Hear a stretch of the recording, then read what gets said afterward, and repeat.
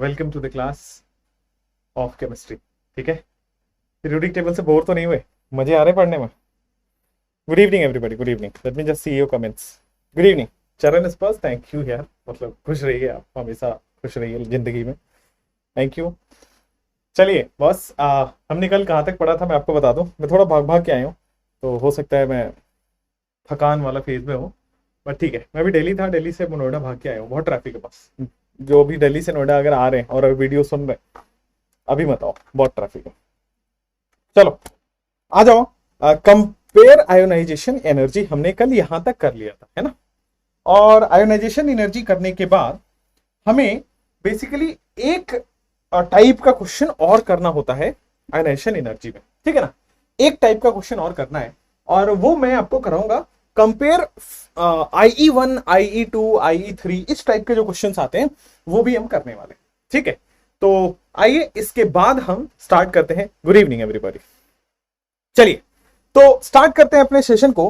Compare ionisation energy में सबसे पहले नेक्स्ट सेट ऑफ क्वेश्चन, मैंने ये सब आपको कल करा रखा है, कल ही रात में करा रखा है, ये सारी चीजें हमने करा रखा है। The next set of question जो आता है आपके पास, नेक्स्ट सेट ऑफ क्वेश्चन वो इस तरह से आता है कि कंपेयर आयोनाइजेशन एनर्जी 1, जैसे क्या लिखा हुआ है, compare ionisation energy 1 and ionisation energy 2 of oxygen and nitrogen. जैसे अब आपको यहां पे मेंशन किया गया है कि ऑक्सीजन और नाइट्रोजन का आयोनाइजेशन एनर्जी 1 भी कंपेयर करना है, आयोनाइजेशन एनर्जी 2 भी कंपेयर करना है, ठीक है। तो यार जो अभी तक हम आयोनाइजेशन एनर्जी कंपेयर कर रहे थे वो आयोनाइजेशन एनर्जी 1 कंपेयर कर रहे थे। अभी तक जो हमने लिखा है ना कंपेयर आयोनाइजेशन एनर्जी, इसका मतलब है कि आयोनाइजेशन एनर्जी 1 कंपेयर हो रही है। अभी तक जितने भी हमने आयोनाइजेशन एनर्जी कंपेयर किया है वो by default ionisation energy 1 compare हो रहा था। अब क्या होगा कि IE1 और IE2 जब भी इस तरीके के क्वेश्चन आपको एग्जाम में देखने को मिले, और आप देखोगे तो आपके मॉड्यूल्स में, आपके क्वेश्चंस में काफी मिल रहे होंगे, ठीक है। स्टडी मटेरियल का एक्सेस आपको आज से मिलना चालू हो गया होगा, ठीक है। मैंने बोला था एक एक चैप्टर जैसे ही क्लोजिंग पे आएगा तो चैप्टर के बाद आपको मॉड्यूल्स स्टडी मटेरियल मिलने रहेंगे, और इनफैक्ट आपको पूरा स्टडी मटेरियल मिलेगा, पूरा मतलब complete NEET physics chemistry bio का study material, theory with question आपको मिल रहा होगा, विद प्रीवियस ईयर क्वेश्चंस देखेंगे स्टडी मटेरियल सेक्शन में। तो या तो अभी मिल गया होगा या तो शाम में मिलना स्टार्ट हो जाएगा, मतलब आज में ही हो जाएगा स्टडी मटेरियल, ठीक है। चलिए नेक्स्ट आइए, 7 अगस्त को टेस्ट है, मतलब संडे को टेस्ट है, ठीक है ना। जो भी संडे से पहले होगा वो टेस्ट रूम में आएगा, सिंपल बात है, मतलब कोई इसका सिलेबस और कोई प्लानर की जरूरत नहीं है। हर एक संडे बीच करके आपका टेस्ट है, उससे पहले जो भी पढ़ाया जाता है वो सब टेस्ट में आता है, बड़ा सिंपल। चलिए आइए कंपेयर IE1 और IE2 की बात करते हैं। तो देखो जब भी इस तरह के क्वेश्चन आए तो आपको सिंपल इलेक्ट्रॉनिक कॉन्फ़िगरेशन लिखना है ऑक्सीजन और नाइट्रोजन का। तो ऑक्सीजन का इलेक्ट्रॉनिक कॉन्फ़िगरेशन क्या है, 1s2 2s2 2p4, ये होता है ऑक्सीजन का इलेक्ट्रॉनिक कॉन्फ़िगरेशन। अगर इलेक्ट्रॉनिक कॉन्फ़िगरेशन नहीं लिखना आता है तो आइए मैं बताऊंगा आपको एटॉमिक स्ट्रक्चर चैप्टर में, जो कि आगे आने वाला है। चलिए नाइट्रोजन की अगर मैं बात करूं तो it is 1s2 2s2 2p3, है ना। अगर मैं नाइट्रोजन की बात करता हूं तो ये होता है, आप देखो नाइट्रोजन और ऑक्सीजन में यहां पे 2p4 से इलेक्ट्रॉन निकालना है और यहां पे 2p3 से इलेक्ट्रॉन निकालना है। 2p3 चूंकि हाफ फील्ड है बॉस, 2p3 चूंकि बॉस ये क्या है, हाफ फील्ड कॉन्फ़िगरेशन है, और इसलिए अगर ये हाफ फील्ड कॉन्फ़िगरेशन है तो स्टेबल है, स्टेबल है तो ज्यादा एनर्जी लगेगा तब जाके इलेक्ट्रॉन निकलेगा। स्टेबल वाले आसानी से इलेक्ट्रॉन नहीं देते हैं। सो नाइट्रोजन की आयोनाइजेशन एनर्जी 1 ज्यादा होगी एज कंपेयर टू, तो ये जो ऑर्डर आया है वो IE1 का ऑर्डर आया है, आयोनाइजेशन एनर्जी 1 का। जब भी आपको आयोनाइजेशन एनर्जी 2 का ऑर्डर निकालना हो तो एक एक इलेक्ट्रॉन आप खुद से ही निकाल दो। आयोनाइजेशन एनर्जी 1 में कुछ चेंज नहीं करना है, कंपेयर कर लेना है। आयोनाइजेशन एनर्जी 2 की बात अगर हम कर रहे हैं तो बेटा एक एक इलेक्ट्रॉन आप निकाल दो। 1s2 2s2, एक इलेक्ट्रॉन निकालोगे ये 2p3 हो गया, यहां से एक इलेक्ट्रॉन निकालोगे 1s2 2s2, ये 2p2 हो गया। अब IE2 जब कंपेयर करोगे तो एक एक इलेक्ट्रॉन निकाल देना। अब देखो कहां एनर्जी ज्यादा लग रहा है, तो अब in case of oxygen energy ज्यादा लग रहा है, because now it is half field. IE2 की बात कर रहे हैं तो इस केस में 2p3 में ज्यादा आपको एनर्जी लगानी पड़ेगी, क्योंकि ये अब हाफ फील्ड हो चुका है, ये अब बेटा आपके पास हाफ फील्ड हो चुका है, और हाफ फील्ड ज्यादा स्टेबल है, इसलिए IE2 ज्यादा है as compare to, IE2 of oxygen ज्यादा as compare to nitrogen. Compare ionisation energy 1 and ionisation energy 2 of oxygen and nitrogen. ये देखिए ऑक्सीजन में 2p नाइट्रोजन देखो 2p3 हाफ फील्ड है, यहां देखो ऑक्सीजन 2p3 हाफ फील्ड हो गया। आयनाइजेशन एनर्जी 1 के लिए नाइट्रोजन ज्यादा, आयनाइजेशन एनर्जी 2 के लिए ऑक्सीजन ज्यादा। क्लियर है, कोई प्रॉब्लम नहीं है, आगे बढ़ सकते हैं। आइए अब मैं आपको इसी तरह अगले एक सवाल पे लेके जाता हूं कि IE1 और IE2 के 2-3 सवाल कर लेते हैं। जैसे कि आपके पास आएगा question, compare IE1 and IE2 of chromium and manganese. Compare IE1 and IE2 of chromium and manganese. ठीक है, तो क्रोमियम का और मैंगनीज का आपको IE1 और IE2 निकालना है। तो सबसे पहले आप IE1 कंपेयर करोगे, तो जैसा कॉन्फ़िगरेशन है वैसा ही लिख दोगे, और IE2 के लिए क्या करोगे, उसमें से एक इलेक्ट्रॉन माइनस करके लिखोगे। IE3 कंपेयर करने का पूछे तो 2 इलेक्ट्रॉन माइनस कर देना, IE4 कंपेयर करने को पूछे तो 3 इलेक्ट्रॉन माइनस कर देना। क्लियर है, समझ गए हैं? चलिए अब देखिए यहां पे IE1 की बात करते हैं, क्रोमियम और मैंगनीज की। तो ये देखो, ये क्रोमियम है और ये मैंगनीज है। ये देखो, ये क्रोमियम है, मैंगनीज है। ये कौन है जो व्हाट्सएप कर खेल रहा है? भाई कभी ऐसे सिलेक्शन नहीं होता, तो व्हाट्सएप ग्रुप बनाते फिरोगे, ऐसे सिलेक्शन होता है क्या? सिलेक्शन करने वाले बच्चों के पास समय नहीं होगा सांस लेने का, ऐसा होता है। तो व्हाट्सएप ग्रुप बनाओगे, तुम टेलीग्राम ग्रुप बनाओगे, तुम ये करोगे, तुम यूट्यूब चैनल बना लोगे, मैं लिख के दे सकता हूं सिलेक्शन नहीं होगा, क्योंकि इतना टाइम होता ही नहीं है प्रिपरेशन के दौरान व्हाट्सएप ग्रुप बनाने का, इसका टेलीग्राम का बनाने का। वो सब फिर वही है, फिर आप जाके लास्टली 1 से 2 साल बाद जब पेरेंट्स भी थक चुके होंगे कि अरे नहीं अब तो नहीं पढ़ाना इसको, तो फिर आप साइकिल के पंचर बना रहे होगे, या फिर आप गोलगप्पे की दुकान खोल रहे होगे, या कुछ ना कुछ ऐसे ही कर रहे होगे। तो इससे बढ़िया है पढ़ लो बेटा, डॉक्टर बन जाओ। डॉक्टर के आगे कंपाउंडर लगने से अच्छा है डॉक्टर बन जाओ। वो भी इसी यूट्यूब से पढ़ के, इसी स्टडी भारत से पढ़ के डॉक्टर बना होगा, और आप भी स्टडी भारत से पढ़ के कंपाउंडर बनोगे उसी डॉक्टर के अंदर, तो अच्छा नहीं लगेगा आपको खुद ही। इसलिए ये व्हाट्सएप खेलना छोड़ दीजिए। टेस्ट में सिर्फ फिजिक्स केमिस्ट्री आएगा। यस, इस बार वाली टेस्ट में फिजिक्स केमिस्ट्री ही आएगा। चलो आ जाओ, क्रोमियम और मैंगनीज की बात करते हैं। तो क्रोमियम और मैंगनीज में आपको इलेक्ट्रॉनिक कॉन्फ़िगरेशन लिखना है। अब इलेक्ट्रॉनिक कॉन्फ़िगरेशन लिखना है तो सिंपल है, क्रोमियम का एटॉमिक नंबर होता है 24 और इसका एटॉमिक नंबर होता है 25। इलेक्ट्रॉनिक कॉन्फ़िगरेशन लिखना आता है 1s2 2s2 2p6 3s2 3p6 1s 2s 2p 3s 3p 4s and 3d। ठीक है ना? तो क्रोमियम के केस में 4s1 3d5। मैं मैंगनीज की अगर मैं बात करता हूं तो it is 4s2 1s2 2s2 2p6 3s2 3p6 4s2 and 3d5। अच्छा, क्लियर हो गया होगा। अब देखो कंपेयर IE1।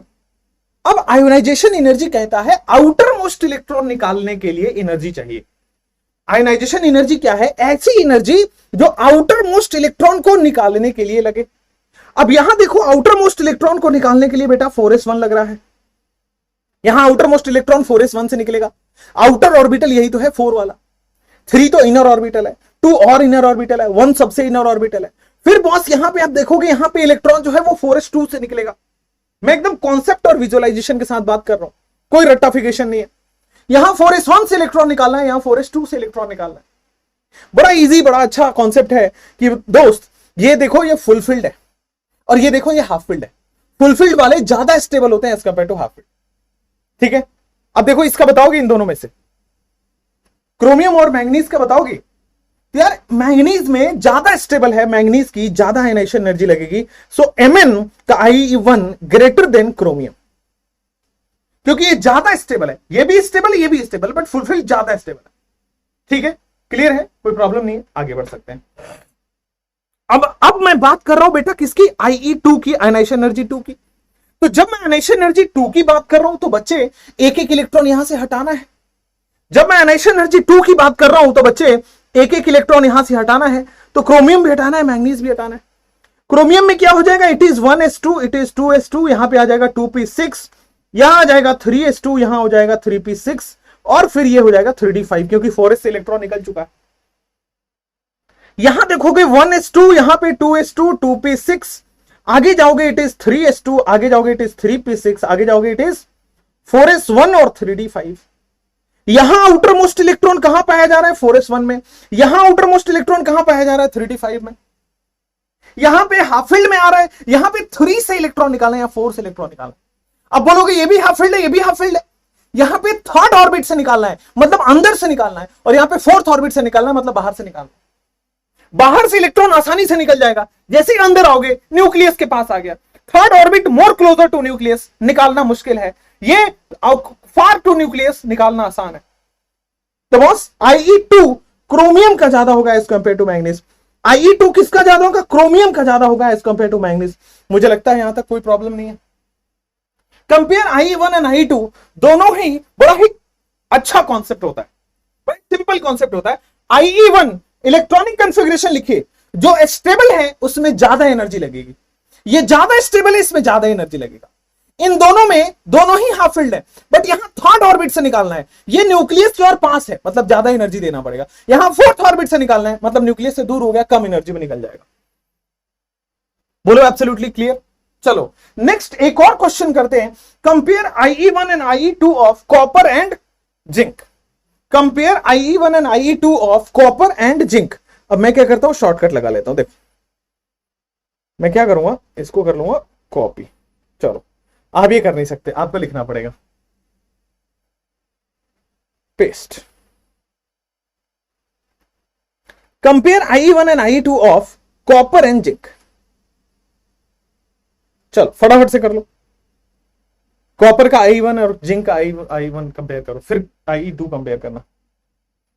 एस ऑर्बिटल से क्यों नहीं निकला है क्रोमियम में? क्रोमियम में एस ऑर्बिटल से क्यों नहीं निकला? अरे एस ऑर्बिटल से नहीं भाई, ये देखो 3s, फिर आगे मैंने बताया था ना, एस ऑर्बिटल न्यूक्लियस के क्लोज है, फिर p ऑर्बिटल दूर होता है, फिर d ऑर्बिटल और दूर होता है, फिर f ऑर्बिटल और दूर होता है।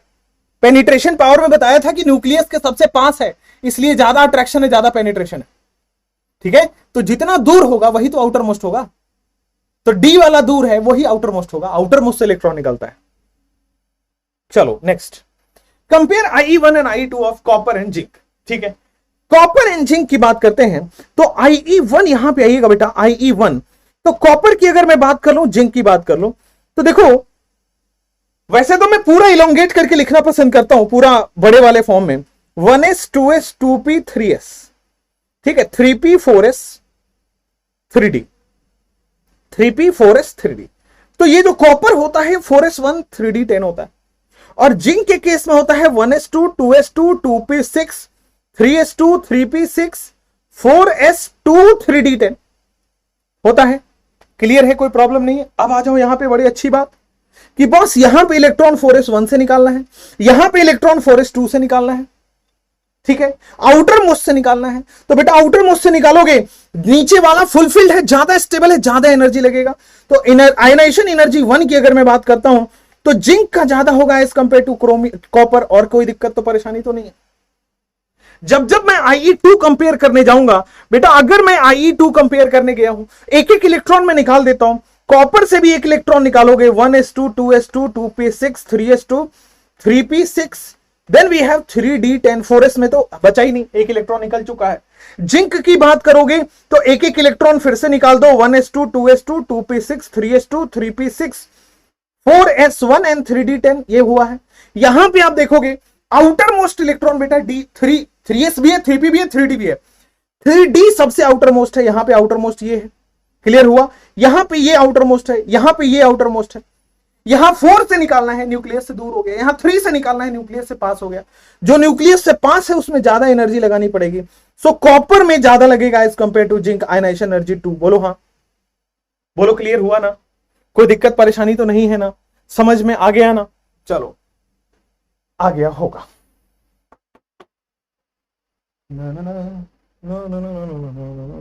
एक और तरह का क्वेश्चन आता है, एक और तरह का क्वेश्चन आता है आपके पास, और वो जनरली आपको नहीं पढ़ाया जाता है बट बुक्स में है, और एक बार पीएमटी में आया हुआ है, मतलब जब आपका एग्जाम AIPMT होता था तब आया हुआ है एक बार।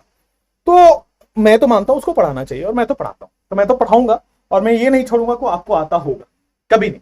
आप देखेंगे तो हर चीज जो एनसीईआरटी में वो तो है ही, जो एनसीईआरटी में नहीं है वो भी है, कुछ चीजें एनसीईआरटी में नहीं है लेकिन प्रीवियस ईयर में पूछा गया है, तो वो भी आपको जानना है। ठीक है, मतलब एनटीए का word by word, line by line, letter by letter सारा सिलेबस मिलेगा आपको, कुछ छोड़ा छाड़ी नहीं होगा। मैं सिलेबस हो सकता है 15 दिन बाद कंप्लीट कराऊं as compare to other institutes, but मिलेगा पूरा। वो चीटिंगबाजी मुझे अच्छा नहीं लगता है, आपके करियर से खेलना थोड़ा, that's not a good game. चलो आ जाओ नेक्स्ट क्वेश्चन में। Find out the group number of element whose ionisation energy is given. Next question पहले मुझे समझाना पड़ेगा, आ जाओ। Find out group number, element का आप ग्रुप नंबर पता कर सकते हो। Find out group number and stable oxidation state. Find out group number and stable oxidation state. Find out group number and stable oxidation state of element. Find out group number and stable oxidation state of element. आ जाओ, जैसे मान लो boss यहां पे हम बात कर लेते हैं IE1 की, फिर मैं बात कर लूंगा IE2 की, then we will talk about IE3 and then we will talk about IE4। Ionisation, जैसे मान लो आपको ऐसा दिया होगा, एक एलिमेंट है जिसका आयनाइजेशन एनर्जी की वैल्यू दी होगा, इसका दिया है 20 इलेक्ट्रॉन वोल्ट। मैं एग्जैक्टली आपको जो एग्जाम में आया था पहले वो ही करा देता हूं, फिर और क्वेश्चन कराऊंगा। फिर आ गया 200 इलेक्ट्रॉन वोल्ट और ये हो गया 220 इलेक्ट्रॉन वोल्ट। ठीक है, आयोनाइजेशन एनर्जी की वैल्यूज दी गई है।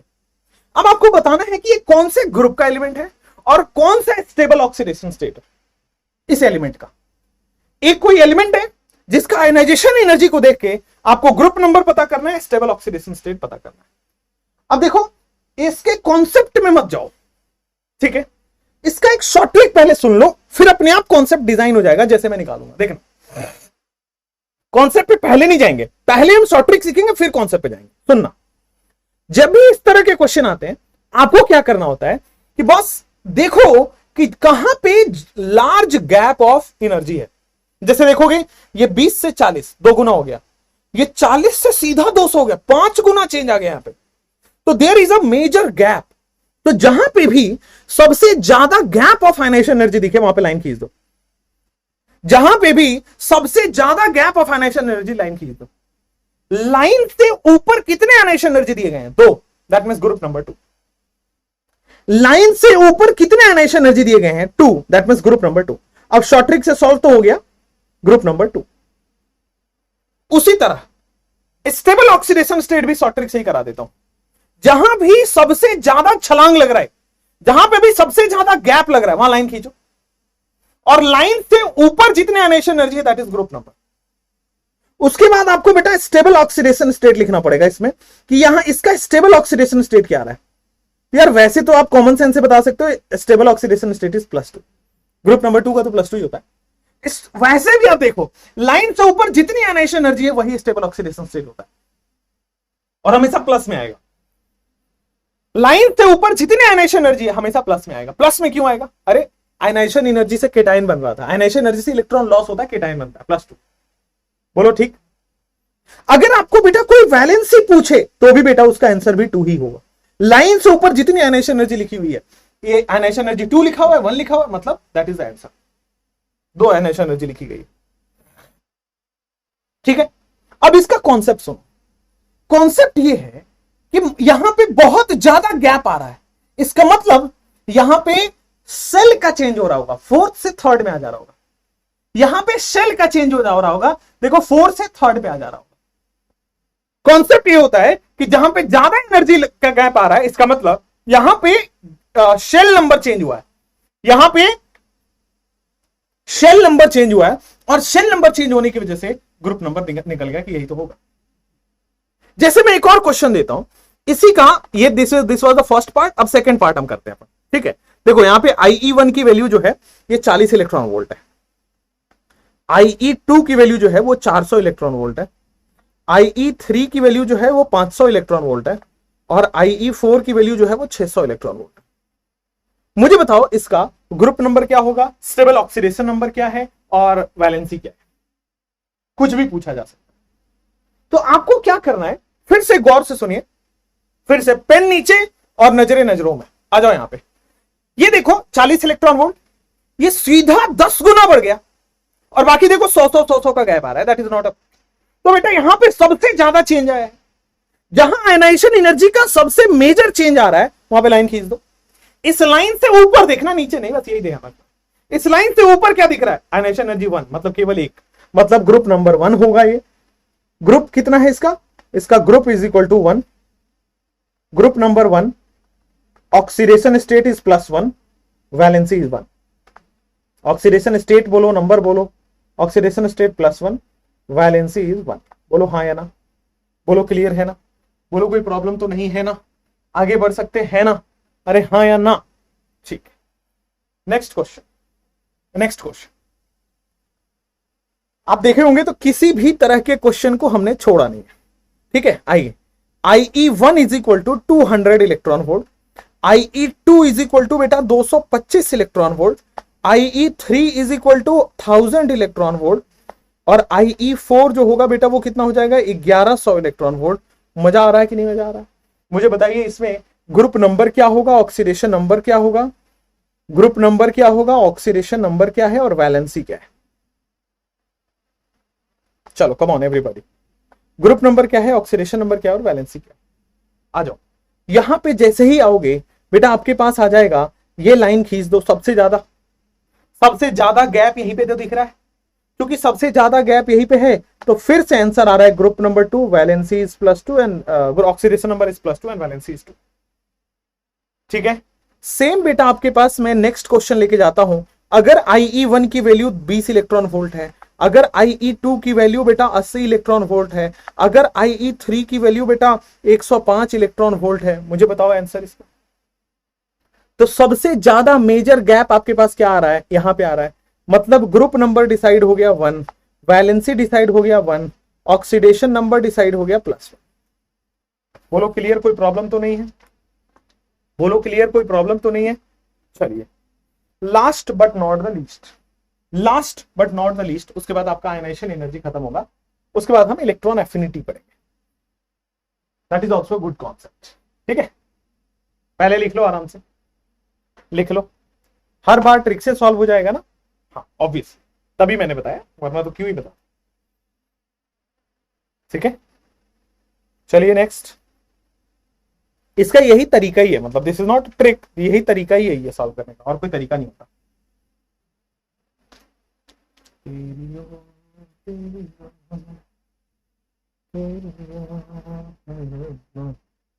Yes, universal trick.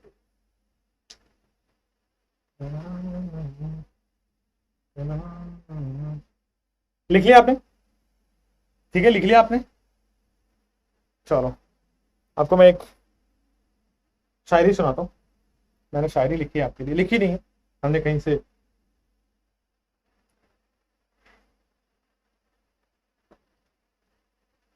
कहीं से देखा है इसको। आइए, थोड़ा इरशाद इरशाद करो, थोड़ा वाह वाह करो, थोड़ा इरशाद थोड़ा वाह वाह भी तो होनी चाहिए।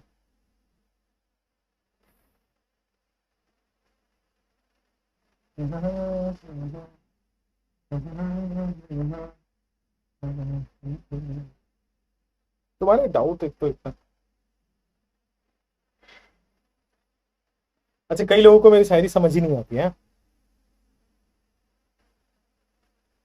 चलिए, बहुत अच्छी शायरी है, थोड़ा ध्यान से सुनिएगा, बहुत अच्छी शायरी है, थोड़ा ध्यान से सुनिएगा, मजा इसका आनंद उठाना है।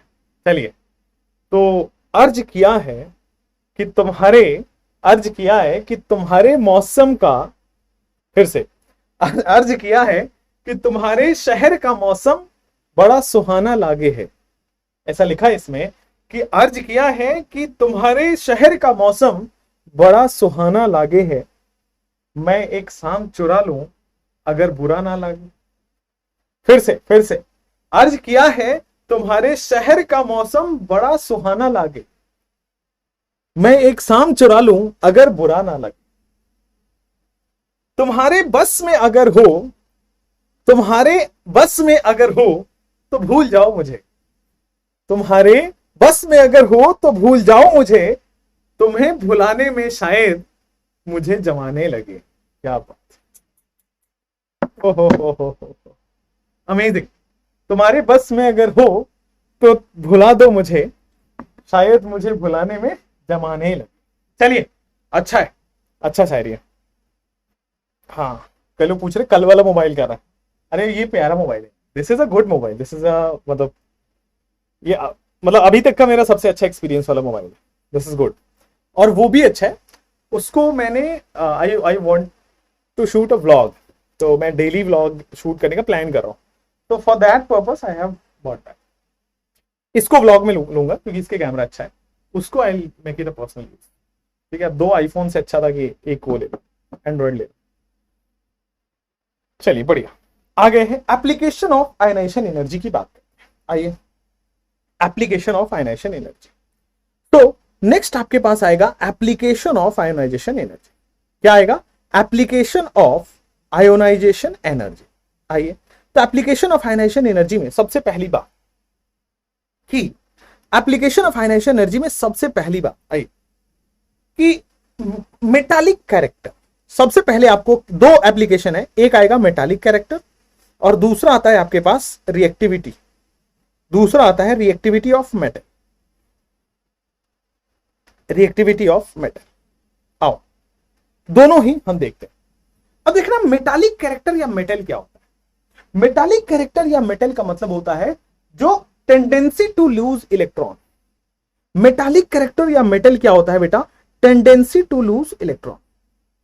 मेटालिक कैरेक्टर या metal is tendency to lose electron. ठीक है, tendency to lose electron is, ये होगा मेटालिक कैरेक्टर। ठीक है, टेंडेंसी टू लूज इलेक्ट्रॉन।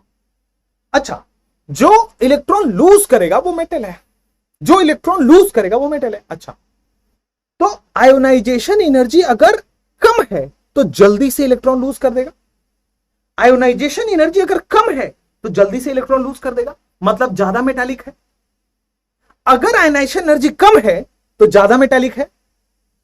समझना बात को, फिर से समझना, फिर से पेन नीचे, नजरें हमारी नजरों के अंदर आ जाओ। अगर आयोनाइजेशन एनर्जी कम है तो इलेक्ट्रॉन जल्दी लूज कर देगा, और जो जल्दी लूज कर देगा तो बेटा वो मेटल ज्यादा है। तो इसका मतलब metallic character and ionisation energy are inversely proportional. इसका मतलब metallic character and ionisation energy is inversely proportional. So metallic character and ionisation energy दोनों जो है वो इनवर्सली प्रोपोर्शनल है। कोई प्रॉब्लम वाली बात नहीं, समझ गए? तो अगर मैं आपसे पूछना चाहूं कि लेफ्ट से राइट जाने पे आयोनाइजेशन एनर्जी बढ़ता है कि कम होता है?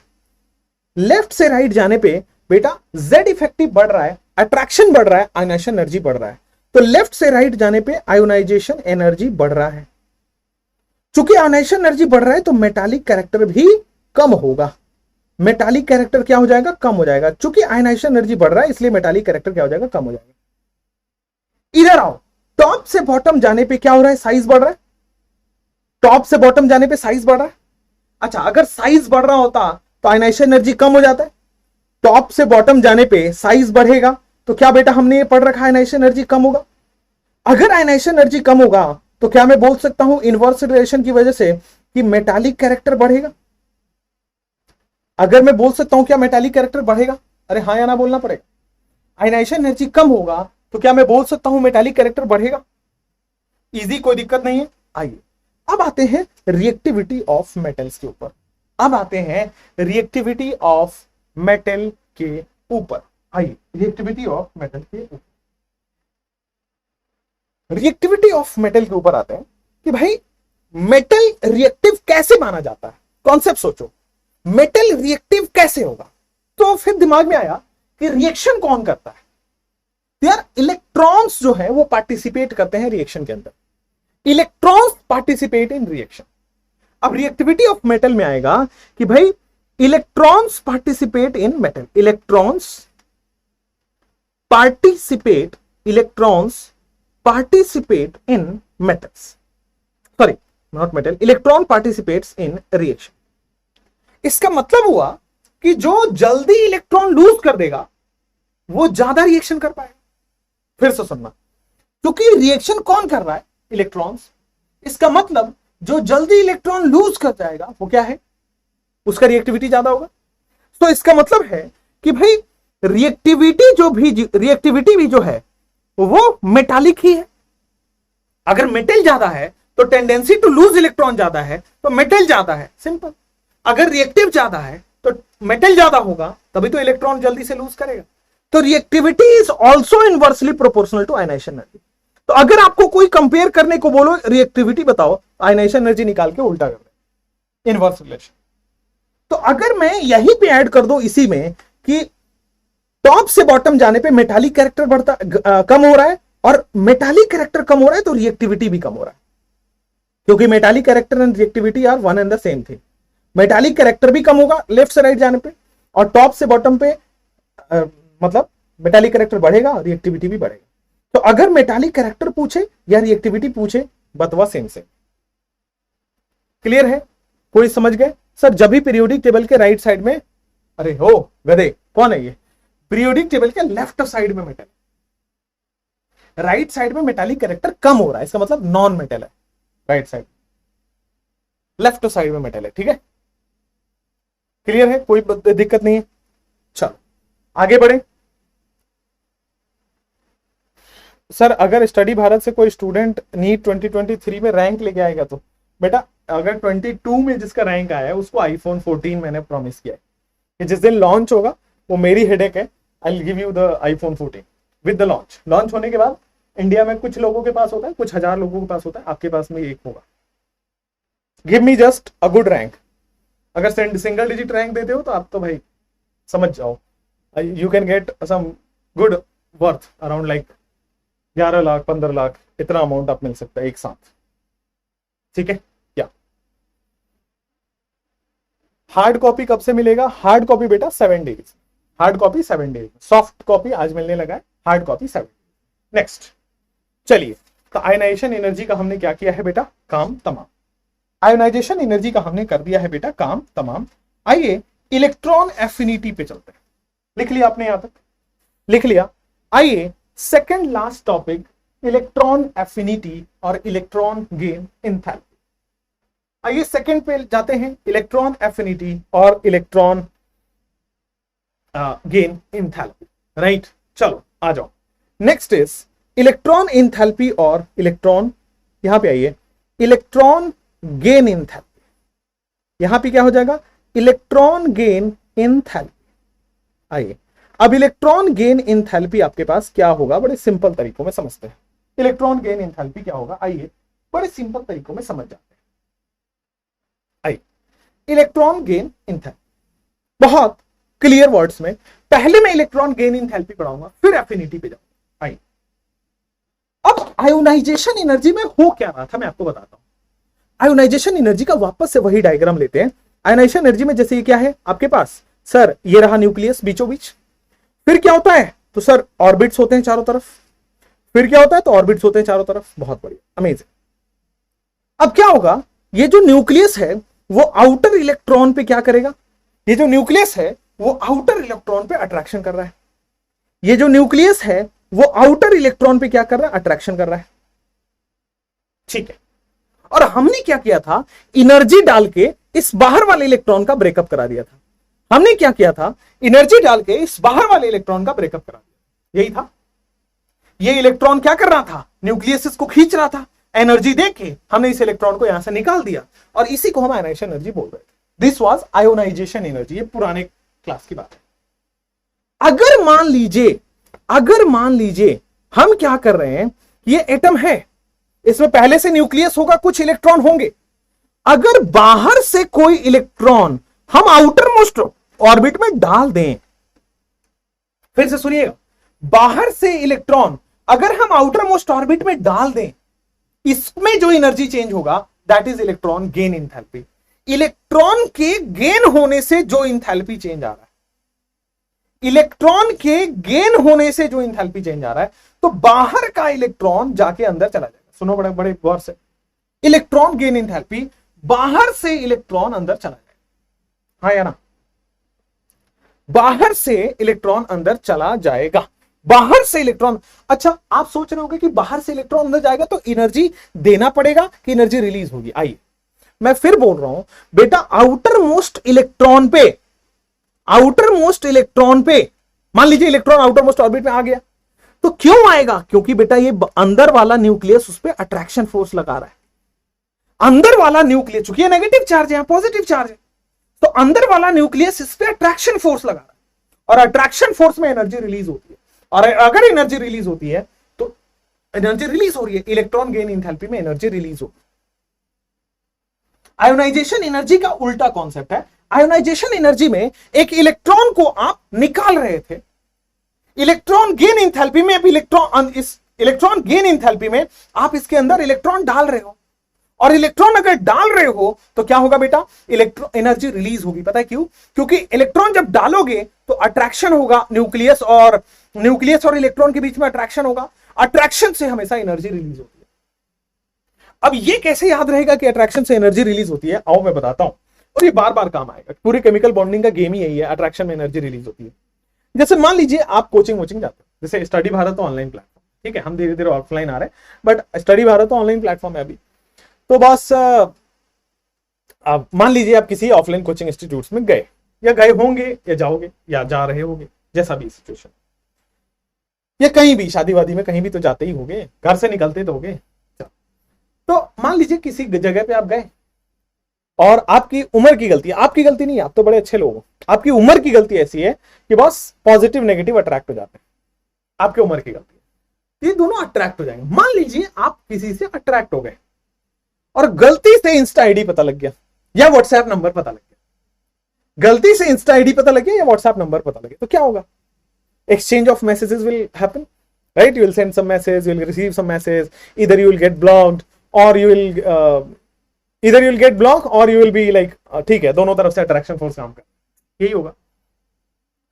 होता क्या है जिंदगी में कि जब जब दुनिया में अट्रैक्शन होता है कहीं भी, ये नेचर का नियम है, हमेशा से एनर्जी का लॉस होगा। पता है क्यों? आप अट्रैक्शन हुए, फिर आप 1 महीने के बाद थोड़ा सा और फ्रैंक हुए and you will be like let's meet, you'll be like let's go to some cafe, let's have some good coffee और something like that, आप ज्यादा बेटर जानते हो, राइट? तो आप अब कॉफी ले जाओगे, तो कॉफी भी आप सोचोगे स्टारबक्स में ले जाएं, कहाँ, मतलब कहीं इधर उधर ले जाएंगे, इंप्रेशन है ना, तो दिखाना है कि I am like self independent और मैं तो बड़ा पॉश ही रहता हूँ, मैं तो बड़ा ये हूँ वो, ठीक है। तो आप स्टारबक्स ले जाओगे, अब स्टारबक्स की एक कॉफी मतलब मिनिमम वाली लोगे तो 300 रुपये पड़ जाएगी, जीएसटी लगाने के बाद, ठीक है। तो यार अब 300 में आप पियोगे, 300 में वो पियो, कुछ तो खाने के लिए लोगे तो उसका कॉस्ट अलग से 300, मतलब एक बार कॉफी पिलाने का 1000-1200 रुपये पड़ता है, ठीक है। तो आप सोच लो अट्रैक्शन में कितना एनर्जी लॉस हो रहा है, सोच लो अट्रैक्शन में कितना एनर्जी लॉस हो रहा है। Can I receive a call? So sorry for that. Hello,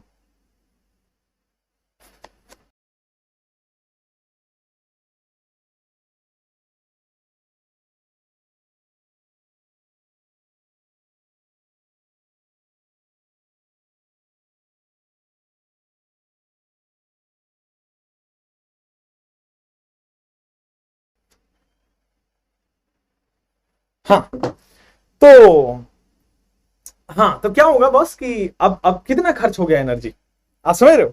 money is a energy, money is a form of energy. आप पैसे मेहनत करते हो तो मनी आती है, तो बस वही है कि कितना एनर्जी खर्च हो गया। तो हमेशा जब भी दुनिया में नियम है, चाहे आप किसी भी लेवल पे चले जाओ, where there is attraction there is a release of energy, ठीक है। पूरी चैप्टर केमिकल बॉन्डिंग इसी चैप्टर पे, इसी बेस पे पढ़ा हुआ, ठीक है। आइए अब इलेक्ट्रॉन गेन एंथैल्पी में जब भी बाहर वाली इलेक्ट्रॉन आएगी, जब भी बाहर वाली इलेक्ट्रॉन बेटा आएगी तो न्यूक्लियस अट्रैक्शन करेगा, और न्यूक्लियस अगर अट्रैक्शन करेगा तो where there is attraction there is a release of energy, right. चलो बॉस, तो आ जाओ इलेक्ट्रॉन गेन एंथैल्पी में आते हैं।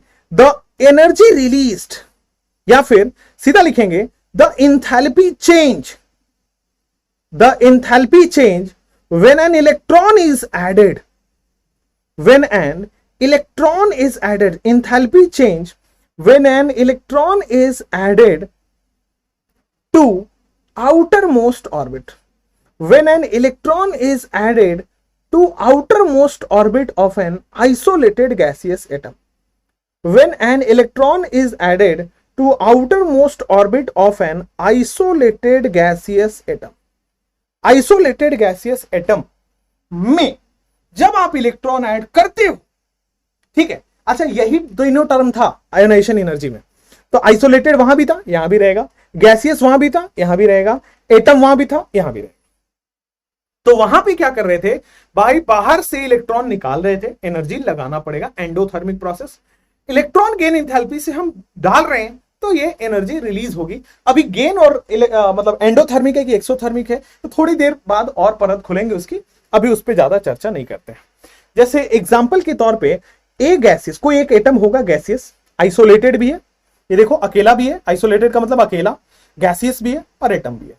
इसमें हमने क्या किया है, एक इलेक्ट्रॉन ऐड कर दिया, ठीक है। तो यहां पे ये बन जाएगा सीधा सीधा बेटा ए माइनस गैसियस बन जाएगा, और ए माइनस गैसियस बना है तो बेटा यहां पे एनर्जी कुछ रिलीज होगा। क्या होगा, एनर्जी बेटा यहां पे रिलीज होगा, ठीक है। चलिए ये हमने आपको बताया था। तो this is now electron gain enthalpy. अभी हम इलेक्ट्रॉन एफिनिटी नहीं पढ़ रहे, इलेक्ट्रॉन गेन एंथैल्पी पढ़ रहे, ठीक है। अब आइए, अब आते हैं इलेक्ट्रॉन एफिनिटी पे। Now we are going for the topic electron affinity.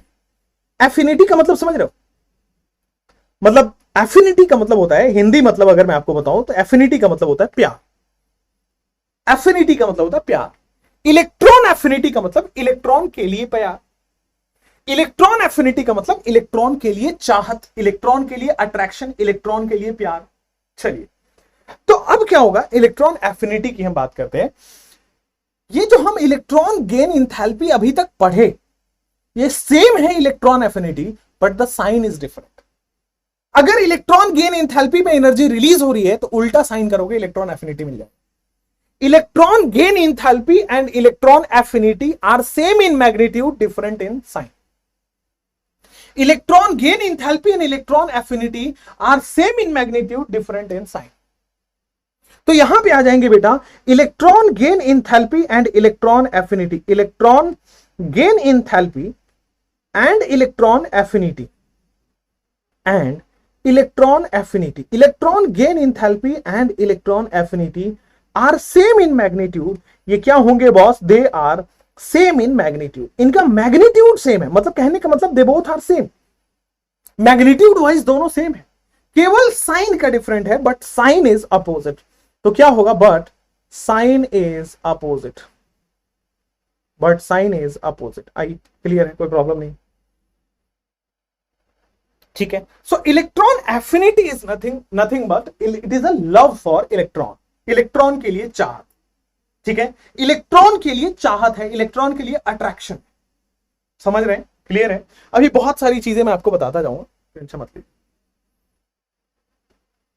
ठीक है, क्लियर है।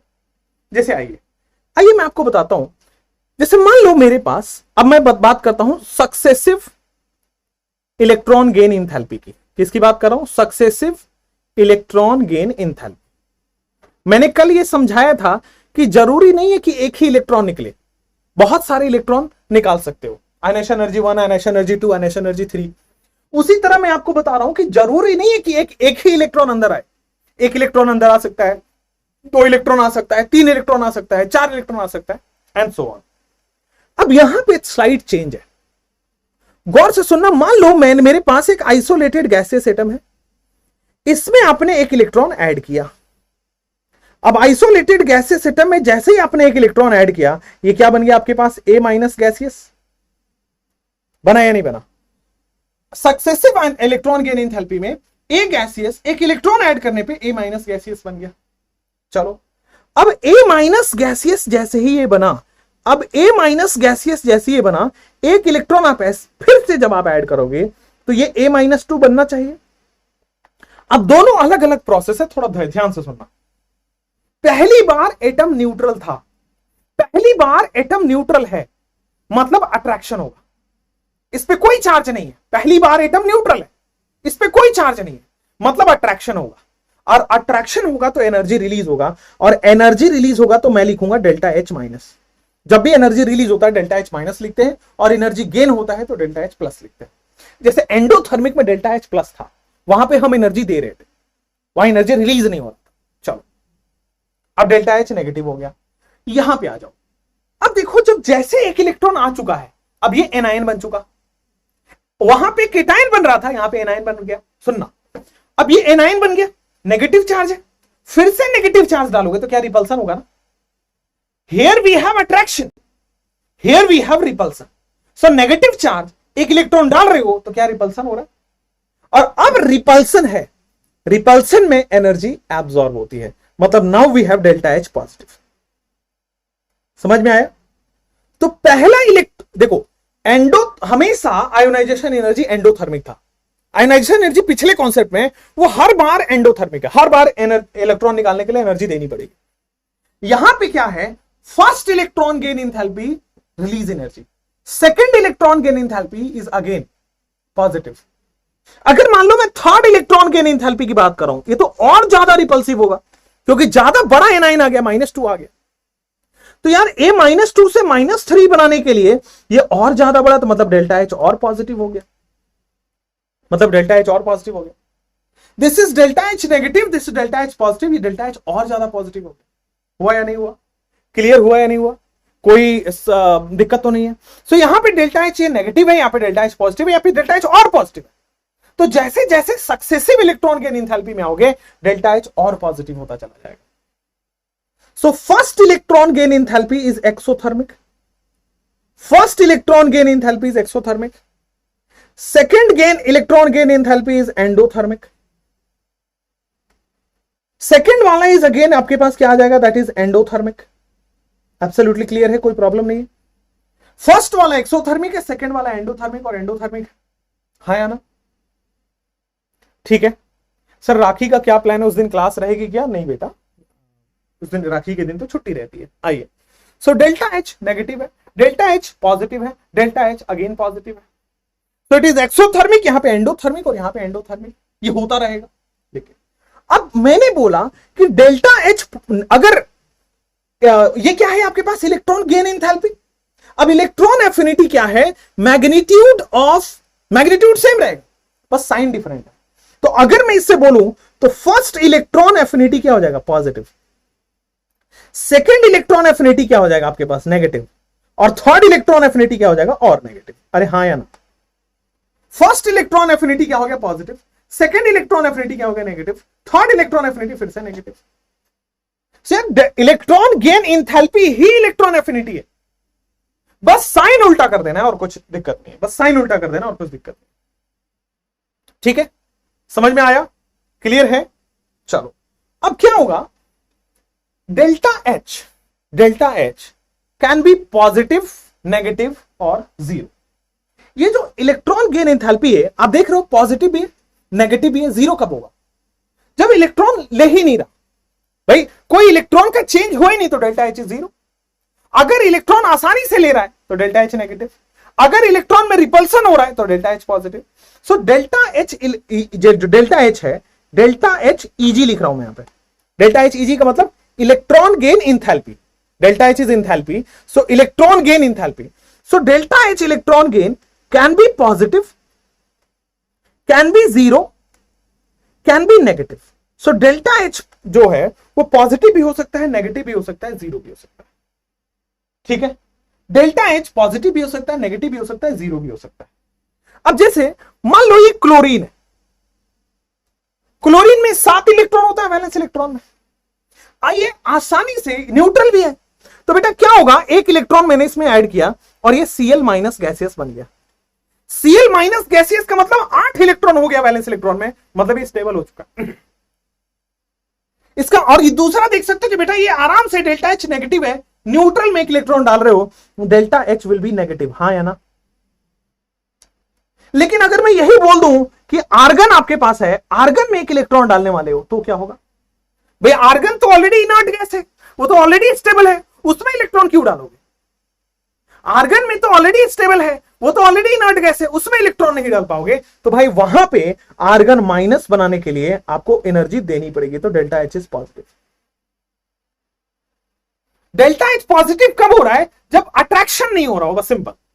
अगर अट्रैक्शन होगा, देखो ये Cl माइनस बनना चाहता, ये आर्गन माइनस बनना नहीं चाहता, तो मतलब हमें जबरदस्ती करके देना पड़ेगा डेल्टा H पॉजिटिव।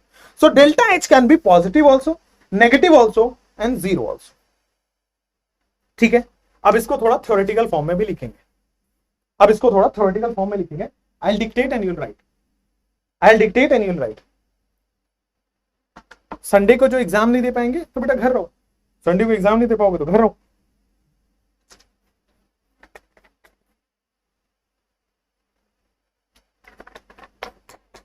ठीक है, जो संडे को एग्जाम नहीं दे पाएंगे आप घर रहो, कोई मतलब नहीं है फिर पढ़ने का। पढ़ो तो अच्छे से पढ़ो, वरना तो मत पढ़ो, ज्यादा better solution. If you are studying, work hard.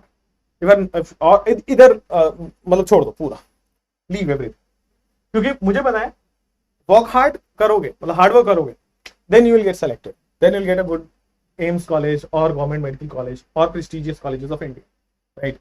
If you will not work hard, you will be like, कोई मतलब नहीं है, सिलेक्शन तो होना नहीं, तो इससे बढ़िया मस्ती कर लो ना, राइट? सर मैं नोएडा आऊंगा आपसे मिलने, ये गलती मत करना, कोई नहीं मिल जाना आपको, ठीक है? और मैं ये देखो, मैं बता रहा हूँ कैसे स्टडी मटेरियल जा रहा था हमारा।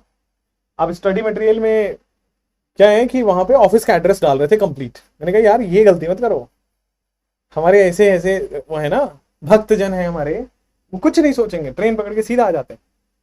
एक हमारा स्टूडेंट है, वो सीधा भाई साहब पटना वैशाली से है, मतलब पटना के आगे वैशाली है, वैशाली से भाई नीट के अगले दिन पेपर अच्छा नहीं हुआ, मिलना है सर आपसे, पहुंच गया दिल्ली स्टेशन पे आके फोन कर रहा है हमारे उस पे मतलब ऑफिस नंबर पे कि सर से मिलना ही है वरना मैं स्टेशन पे ही रहूंगा। अब बताओ, ये हाल है। चलो जो जो आएगा ना एक एक घूसा मार मार के फिर भेजूंगा मैं यहाँ से, तो दिख मत जाना इधर ऑफिस के आसपास, ठीक है? चलो यहाँ पे बड़ी बड़ी ऑफिस है बस, पेटीएम के ऑफिस है सामने, ऐसे करोगे ना वो जेल वेल भिजवा देंगे, मतलब I am not risky for that, right? हाँ, तो इसलिए बड़ा बच गया। आओ आर्गन वाला एग्जांपल फिर से समझा दो, ठीक है भाई? यार ये देखो, आर्गन स्टेबल है ना पहले से, argon is inert gas, inert gas तो पहले से स्टेबल होता है, तो इलेक्ट्रॉन क्यों लेगा? वो इलेक्ट्रॉन नहीं लेगा, तो इसका मतलब हमें जबरदस्ती करना पड़ेगा, जबरदस्ती करोगे मतलब delta H positive. Cl minus को इलेक्ट्रॉन पसंद है, क्योंकि Cl माइनस तो यार आर्गन बन गया है ना, ये तो इनर्ट गैस बन गया, तो यार ये चाहता है इलेक्ट्रॉन डेल्टा एच नेगेटिव। जो इलेक्ट्रॉन चाहता है, या फिर ऐसा समझो अगर प्रोडक्ट स्टेबल बन रहा है तो डेल्टा एच नेगेटिव होगा, प्रोडक्ट स्टेबल नहीं बन रहा है तो डेल्टा एच पॉजिटिव होगा। ठीक है, क्लियर है, कोई प्रॉब्लम नहीं है, आगे बढ़े। चलो अब आ जाओ बेटा यहां पे, फर्स्ट इलेक्ट्रॉन गेन इंथैल्पी, यहां पे लिखोगे कि first electron gain enthalpy is generally negative. First electron gain enthalpy is generally negative. क्या लिखा हुआ है भाई? जनरली जो फर्स्ट इलेक्ट्रॉन गेन इंथैल्पी होता है वो नेगेटिव होता है, बताया भी था। ए से ए माइनस बनने के लिए एनर्जी रिलीज होती है, but second and third, but second comma third comma so on, electron gain enthalpy is always positive. Electron gain enthalpy is always positive. तो अब यहां पे एसर्शन रीजन जब आपके आता है, मेरे से पढ़ने से आपको ये होगा कि एसर्शन रीजन अपने आप हो जाएगा, तो ये पूछेगा कि भाई first electron gain enthalpy negative होता क्यों है?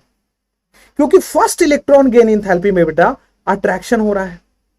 किसके किसके बीच में अट्रैक्शन हो रहा है? न्यूक्लियस के बीच में, और अट्रैक्शन हो रहा है इलेक्ट्रॉन के बीच में, दो लोगों के बीच में अट्रैक्शन हो रहा है। फिर बोलोगे कि भाई सेकंड और third electron gain enthalpy always positive क्यों है? क्योंकि बेटा रिपल्सन हो रहा है। और रिपल्सन किसके किसके बीच में हो रहा है? तो बेटा रिपल्सन में देखो सेकंड वाले में एनायन बन चुका है, और फिर यहां पे इलेक्ट्रॉन के बीच में, इन दोनों के बीच में रिपल्सन। बोलो हाँ या ना? क्लियर है, कोई प्रॉब्लम नहीं है, समझ गए हैं, आगे बढ़े। सो बेटा electron gain enthalpy is positive because, यहां पे भी लिख देते हैं because of electron repulsion, because of electron repulsion. आइए अब मैं आपको थोड़ा सा कुछ बताना चाहता हूं। आइए, factors affecting electron affinity. Factors affecting electron affinity, electron affinity बोलो, इलेक्ट्रॉन गेन इंथैल्पी बोलो, बात दोनों सेम है, बस साइन का डिफरेंट होता है। आइए, फैक्टर्स अफेक्टिंग इलेक्ट्रॉन एफिनिटी, ठीक है? चलिए अब आ जाओ यहां पे कि फैक्टर्स अफेक्टिंग इलेक्ट्रॉन एफिनिटी में क्या है। Factors affecting electron affinity, factors affecting electron affinity, आ जाओ।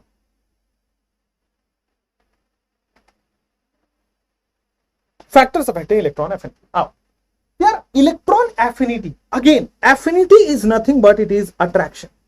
इलेक्ट्रॉन एफिनिटी का मतलब इलेक्ट्रॉन का अट्रैक्शन, या फिर आप बोलो इलेक्ट्रॉन से प्यार, ठीक है? तो फैक्टर्स अफेक्टिंग इलेक्ट्रॉन एफिनिटी का मतलब है कि भाई इलेक्ट्रॉन एफिनिटी का मतलब है इलेक्ट्रॉन के लिए अट्रैक्शन या इलेक्ट्रॉन के लिए प्यार। अब मुझे बताओ, चार फैक्टर होते हैं। पहला फैक्टर मैं आपसे बोलना चाहता हूं जेड इफेक्टिव। खुद सोच के बताओ कि जेड इफेक्टिव के डायरेक्टली प्रोपोर्शनल की inversely proportional?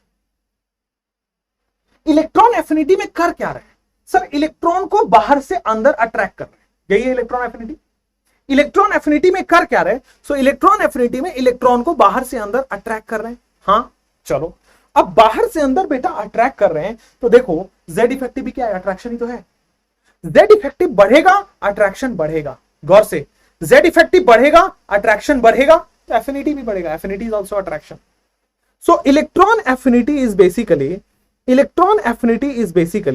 directly proportional to Z effective.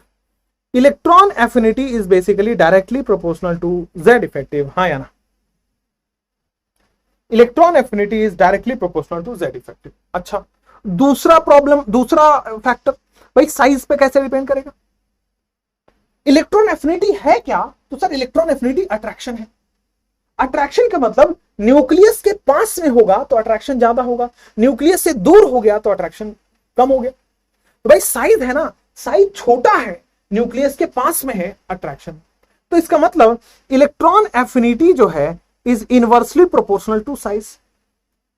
Size छोटा, न्यूक्लियस के पास में है, इलेक्ट्रॉन एफिनिटी ज्यादा होगा।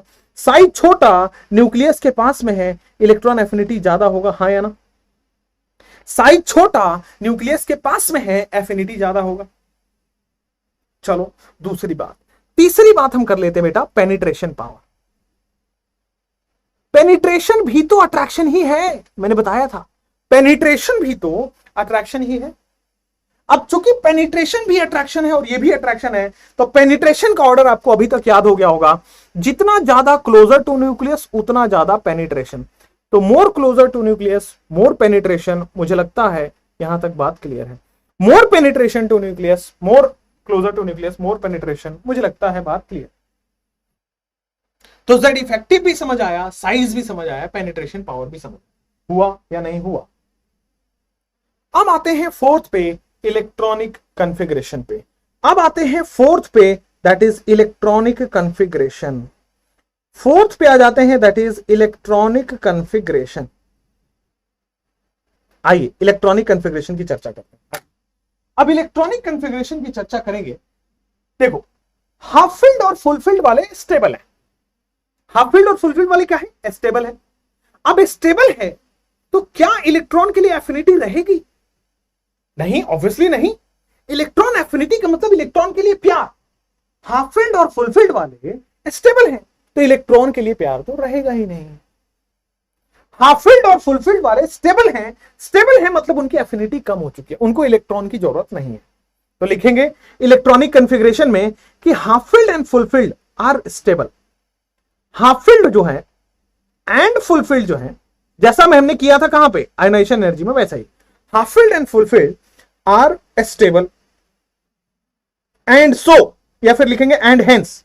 Half filled and full filled आपके स्टेबल है and hence they have less affinity for electron, they have less affinity for electron. तो क्या होता है, इलेक्ट्रॉन के लिए उनका प्यार, उनका अट्रैक्शन कम हो जाता है। ठीक है, अब देखिए यहां पे कि half filled and full field का डेल्टा एच कम हो जाता है। Half filled and full field, तो यही चार फैक्टर हैं जिसपे आपका डेल्टा एच डिपेंड करता है, या फिर इलेक्ट्रॉन एफिनिटी डिपेंड करता है।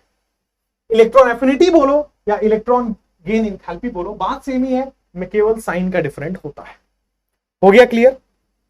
क्लियर हो गया? समझ गए? Half filled and full field में जबरदस्ती करना पड़ेगा, मतलब इसकी एफिनिटी कम हो गई, डेल्टा एच पॉजिटिव हो गया, मतलब खुद से चाहत नहीं रही। एफिनिटी का मतलब खुद से चाहत है क्या? नहीं, जबरदस्ती करना पड़ेगा, फिर वो मतलब डेल्टा एच पॉजिटिव हो गया। चलो अब आते हैं ट्रेंड्स के ऊपर, trends in of electron affinity. आ जाओ, ट्रेंड्स ऑफ इलेक्ट्रॉन एफिनिटी की बात कर लेते हैं यहां पे कि इलेक्ट्रॉन एफिनिटी का trends, trends in electron affinity. आओ अब देखो कि इलेक्ट्रॉन एफिनिटी में तो सबसे पहले लेफ्ट से राइट जाओ, पहला पीरियड में, फर्स्ट आप बात करोगे पीरियड में, दूसरा बात करोगे ग्रुप में। पीरियड में, पीरियड में जैसे ही बेटा आप लेफ्ट टू राइट जाते हो, पीरियड में जैसे ही बेटा आप लेफ्ट टू राइट जाते हो, है ना, पीरियड में जैसे ही बेटा आप लेफ्ट से राइट जाते हो, तो लेफ्ट से राइट जाने पे क्या आप समझ पा रहे हो कि जेड इफेक्टिव बढ़ता है? हाँ, और जेड इफेक्टिव बढ़ता है, अट्रैक्शन बढ़ता है, अट्रैक्शन बढ़ेगा, इलेक्ट्रॉन एफिनिटी बढ़ेगा, मतलब लेफ्ट से राइट जाने पे इलेक्ट्रॉन एफिनिटी बढ़ रहा है। हाँ या ना? हाँ या ना? आप ऐसा भी लिख सकते हो कि डेल्टा एच इजी भी बढ़ रहा है, electron gain enthalpy. Delta H को बोलते हैं इंथैल्पी, ईजी का मतलब हो गया इलेक्ट्रॉन गेन, तो इंथैल्पी इलेक्ट्रॉन गेन। चलो लेफ्ट से राइट हो गया। उसी तरह अगर मैं बेटा आपसे ग्रुप में बात करता हूं, तो ग्रुप में क्या टॉप से बॉटम होगा? ग्रुप में क्या टॉप से बॉटम जाने पे साइज बढ़ रहा है? ग्रुप में क्या टॉप से बॉटम जाने पे साइज बढ़ रहा है? हाँ, ग्रुप में टॉप से बॉटम जाने पे साइज बढ़ रहा है। बहुत अच्छा। अब साइज बड़ा हो रहा है मतलब न्यूक्लियस से दूरियां बढ़ रही है, मतलब अट्रैक्शन कम हो रहा है। पास पास रहोगे तो अट्रैक्शन ज्यादा होगा कि दूर दूर हो जाओगे तो अट्रैक्शन ज्यादा? ऑब्वियसली जितना पास रहोगे उतना अट्रैक्शन होगा, राइट? तो यार साइज जितना छोटा होगा उतना ही अट्रैक्शन ज्यादा।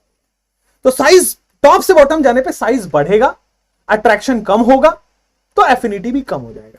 तो बेटा यहां पे जाओगे तो इलेक्ट्रॉन एफिनिटी डिक्रीजेस, ठीक है? या फिर आप ऐसा भी बोल सकते हो कि इलेक्ट्रॉन गेन इंथैल्पी भी डिक्रीज हो जाएगा। हाँ या ना? क्लियर हुआ? साइज के इनवर्सली प्रोपोर्शनल से भी देख सकते हो। अब उसी तरह से बेटा हम एक डायग्राम बना देंगे यार, लेफ्ट से राइट जाने पे क्या होता है, टॉप से बॉटम जाने पे क्या होता है। लेफ्ट से राइट गए थे तो इलेक्ट्रॉन एफिनिटी बढ़ गई थी, टॉप से बॉटम गए थे तो इलेक्ट्रॉन एफिनिटी कम हो गई थी। हाँ ना? बोलना पड़ेगा क्लियरली। आ जाओ, अब आते हैं period number 1, period number 2, period number 3। अब आते हैं बेटा पीरियड नंबर 1, पीरियड नंबर 2 और पीरियड नंबर 3। आइए, लिख लिया होगा उम्मीद करता हूं यहां तक, ठीक है? पीरियोडिक लॉ से देखें तो एटॉमिक नंबर में है, पर सब कुछ तो साइज से ही ज्यादा देखा जा रहा है। हाँ बिल्कुल सही। बट बेटा जो पीरियोडिक लॉ है वो केवल पीरियोडिक टेबल को बनने के लिए बना, ये सारी चीजें attraction, repulsion inside the atom जाके देखते, वो केवल पीरियोडिक लॉ जो है वो पीरियोडिक टेबल को सजाने के लिए बनाया गया है। That's it. ठीक है जी चित्रांश। चलिए नेक्स्ट, अब आते हैं, मैं वही बात करूंगा आपके पास पीरियड नंबर 1 में कैसे इलेक्ट्रॉन एफिनिटी होगा। हाइड्रोजन और हीलियम की बात करिए। उसी तरह बेटा मैं पीरियड नंबर 2 की बात करूंगा आपसे, फिर मैं पीरियड नंबर 3 की भी बात करूंगा। आइए, पीरियड नंबर 2 में lithium, beryllium, boron, carbon, nitrogen, oxygen, fluorine, neon. पहले आप बता दो हाइड्रोजन हीलियम में, फिर मैं बात करूंगा sodium, magnesium, aluminium, silicon, phosphorus, sulphur, chlorine, argon. चलो आ जाओ,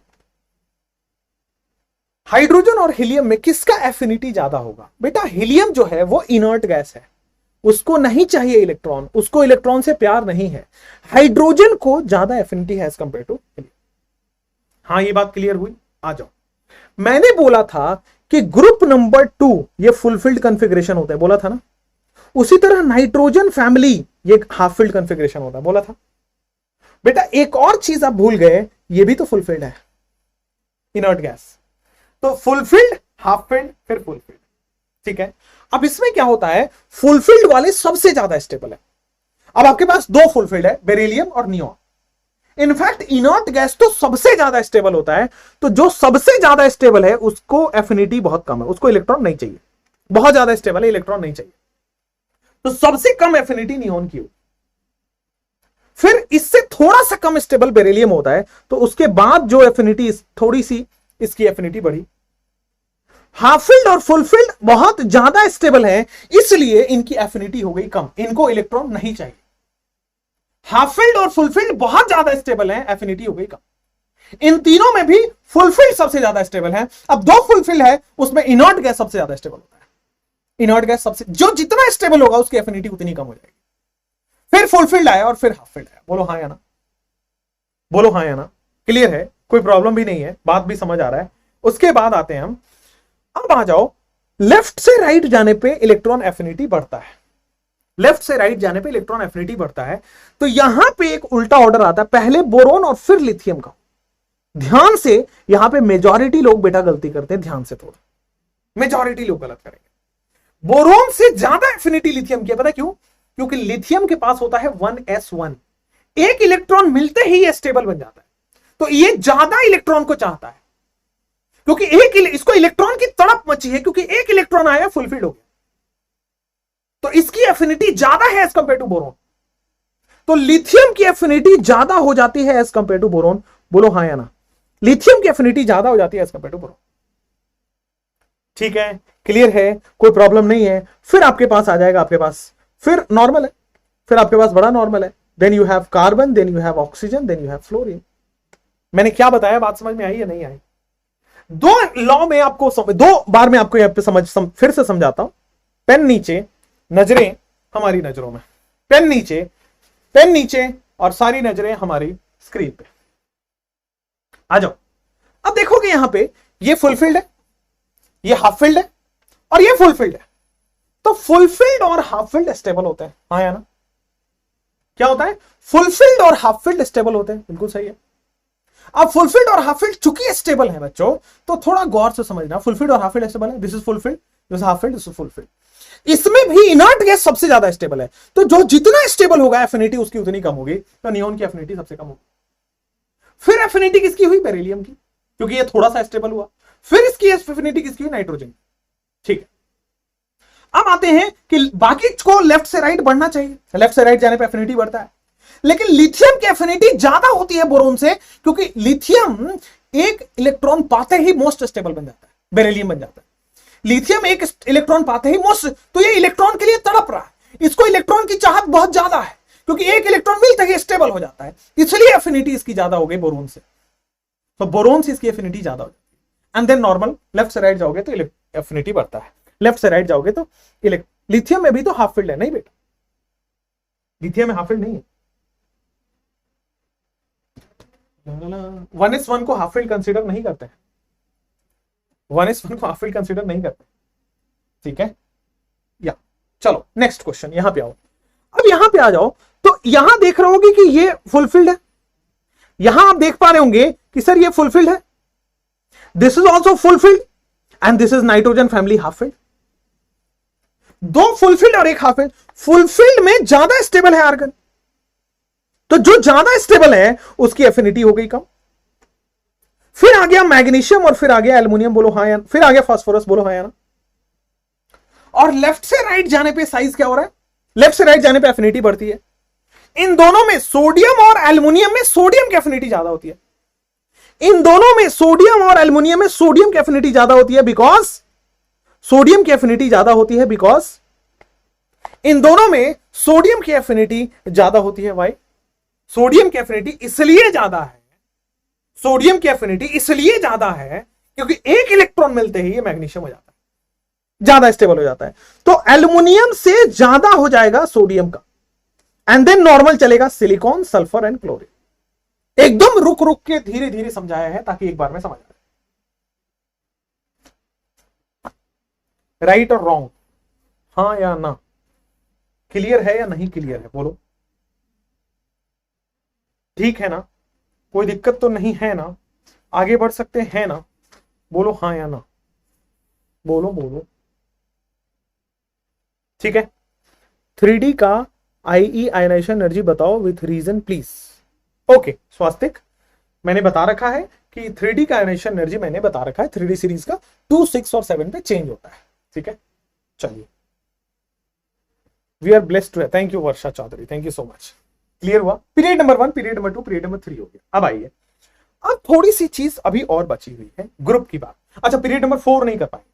पीरियड नंबर 4 का electron affinity is not in syllabus और डिफाइंड भी नहीं, मतलब इतना कॉम्प्लेक्स है कि MSc UMSc में भी नहीं आता। ठीक है, तो आप में तो बिल्कुल नहीं आएगा। पीरियड नंबर 3 तो बिल्कुल नहीं आता, पीरियड नंबर 4 मतलब 3D सीरीज तो नहीं आया। चलो अब आते हैं ग्रुप में, इलेक्ट्रॉन एफिनिटी इन ग्रुप की बात कर लेते हैं। अब इलेक्ट्रॉन एफिनिटी इन ग्रुप, आ जाओ। यहां पे एक वो है, बहुत इंपॉर्टेंट पॉइंट है, ध्यान से। होता क्या है, ये सेकंड पीरियड वाले हैं, ये थर्ड पीरियड वाले हैं, ये फोर्थ पीरियड वाले हैं, ये फिफ्थ पीरियड वाले हैं ना। आ जाओ, तो जैसे जैसे नीचे जाते हो साइज बढ़ रहा है, क्योंकि पहले एक शेल था, फिर 2 शेल हो गया, फिर 3 शेल हो गया, फिर 4 शेल हो गया, फिर 5 शेल हो गया, फिर 6 शेल हो गया, फिर 7 शेल हो गया। चलो अब देखो, हम इलेक्ट्रॉन एफिनिटी में कर क्या रहे हैं सर? हम इलेक्ट्रॉन एफिनिटी में बाहर से एक इलेक्ट्रॉन अंदर डाल रहे हैं, बाहर से एक इलेक्ट्रॉन अंदर डाल रहे हैं, यही तो हो रहा है। हम एक इलेक्ट्रॉन क्या कर रहे हैं, बाहर से एक इलेक्ट्रॉन अंदर डाल रहे हैं, हम यही तो कर रहे हैं, हाँ या ना? अब देखो, सेकंड पीरियड वाले का साइज छोटा है, तो इलेक्ट्रॉन जैसे ही आप अंदर डालोगे, थोड़ा गौर से, सेकंड पीरियड वाले का साइज छोटा है, जैसे ही आप इलेक्ट्रॉन अंदर डाले रिपल्सन चालू हो गया because of the small size. यहां पे सेकेंड पीरियड वाले में रिपल्सन हो जाएगा due to a small size, second period वाले में रिपल्सन हो जाएगा due to a small size. बोलो हाँ या ना?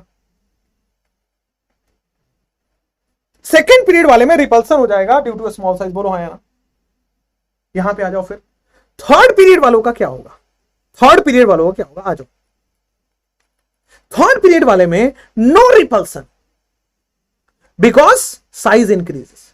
यहां पे रिपल्सन नहीं हो रहा है बिकॉज साइज इंक्रीजेस। अब थोड़ा सा गौर से सुनना, जो मैं कहानी सुना रहा हूं उसको सुनना। मान लो आपके पास सेकेंड पीरियड, मतलब मान लो आपके पास छोटा घर है, छोटा घर है, मान लो, मतलब आपके स्ट्रगल के दिन चल रहे हैं, छोटा घर है, ठीक है। अब छोटा घर है, उसमें कोई मान लो बाहर से कोई आ जाता है कि यार आज ना मुझे स्टे करना है, या फिर है ना मेरा कुछ हॉस्पिटल का काम है तो I will stay for a week, या फिर मेरा कुछ घर यहाँ पे डॉक्यूमेंट का काम है, मेरा कोई एग्जाम है तो मैं 1 महीने रुकने वाला हूँ। तो अब टेंशन हो जाती है कि भाई घर तो छोटा है, अब रखे तो रखे कहाँ, ठीक है, घर तो छोटा है अब रखे तो रखे कहाँ। तो बड़ा सिंपल सा लॉजिक है भाई, ये है साइज छोटा, बाहर से इलेक्ट्रॉन आएगा तो होगा repulsion, repulsion due to small size.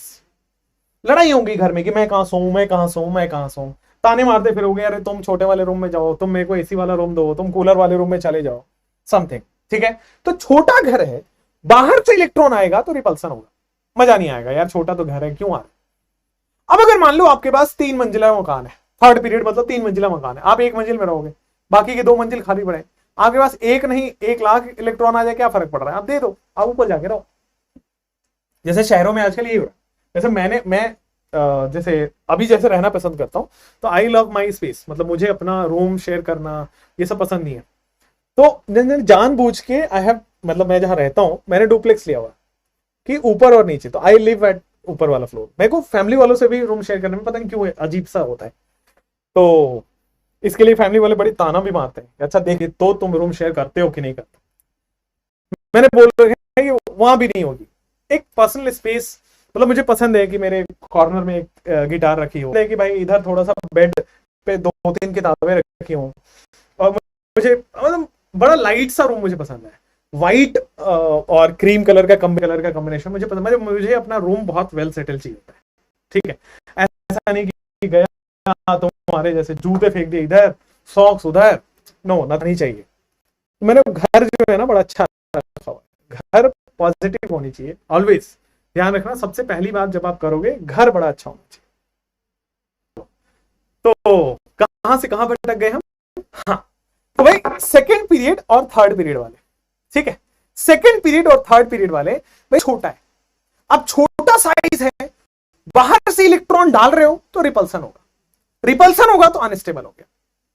Third period वाले का साइज बड़ा हो जाता है, थर्ड पीरियड का साइज बड़ा है तो यहां पर रिपल्सन नहीं होता तो स्टेबल होता है, ठीक है। क्लियर है?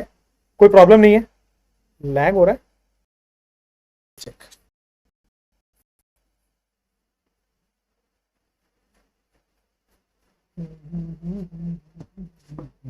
अभी ठीक है?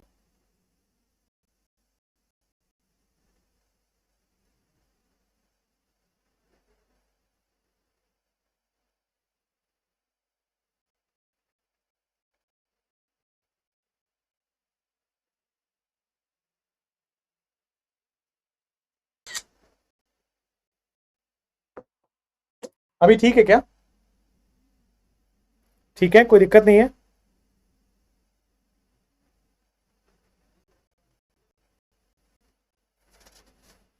ठीक है, चलो तो इलेक्ट्रॉन एफिनिटी इन ग्रुप यहां से कल पढ़ाएंगे, ठीक है, फ्रॉम हियर टुमारो।